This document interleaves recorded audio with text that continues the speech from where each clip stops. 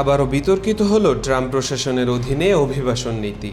মার্কিন একটি আদালত কয়েক ঘন্টা আগেই জোর করে অবৈধ অভিবাসীদের নির্বাসন বন্ধের নির্দেশ দিয়েছিল, কিন্তু এরপরেও ২০০-এর বেশি ভেনেজুয়েলার নাগরিককে জোরপূর্বক এল সালভাদোরে পাঠালো যুক্তরাষ্ট্র। প্রশাসনের দাবি, ফেরত পাঠানো অভিবাসীরা ভেনেজুয়েলার কুখ্যাত গ্যাংয়ের সদস্য। যদিও এই দাবির সপক্ষে প্রমাণ মেলেনি। মানবাধিকার সংস্থাগুলোর অভিযোগ, গ্যাং সদস্যের নামে নিরীহ অভিবাসীদেরও জোরপূর্বক বিতাড়িত করা হয়েছে।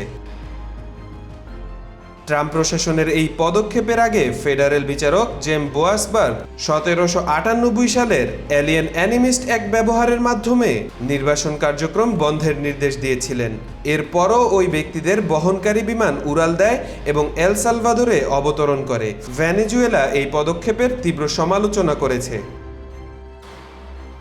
এল সালভাদোরের প্রেসিডেন্ট নাইব বুকেলের পোস্ট করা একটি ভিডিওতে দেখা যায় হাত ও পা শিকল দিয়ে বাঁধা অবস্থায় সশস্ত্র কর্মকর্তারা বিমান থেকে নামানো বন্দীদের নিয়ে যাচ্ছেন। কিছু বন্দীকে সজোয়া গাড়িতে তোলা হয়, অন্যদের মাথা নিচু করে বাসে উঠতে বাধ্য করা হয়। ভিডিওতে এল সালভাদোরের আলোচিত মেগা জেল সিও সিটির ভেতরে বন্দীদের নিয়ে যাওয়ার দৃশ্য দেখানো হয়েছে। এল সালভাদোরের এই উচ্চ নিরাপত্তা সম্পন্ন কারাগারেই এসব ব্যক্তিকে রাখা হবে। এজন্য মধ্য আমেরিকার দেশটিকে অর্থও দেবে যুক্তরাষ্ট্র।